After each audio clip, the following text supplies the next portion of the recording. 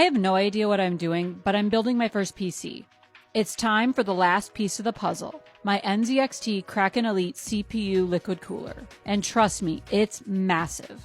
It's essential for keeping things cool, which means better performance, especially with this powerhouse I'm putting together. But installing this thing isn't as simple as it looks. There's a lot of screwing, fitting, and thermal paste involved. It's a bit nerve-wracking, but hey, no turning back now. Did I pick the right AIO? I guess we'll have to put my CPU to the test and find out. What games should I test it with? And now that the cooler's in, it's time for the big moment, turning this beast on for the first time. Will it boot, or am I about to face my first PC disaster? I don't think I can handle that. Stay tuned for the big reveal. Okay, bye.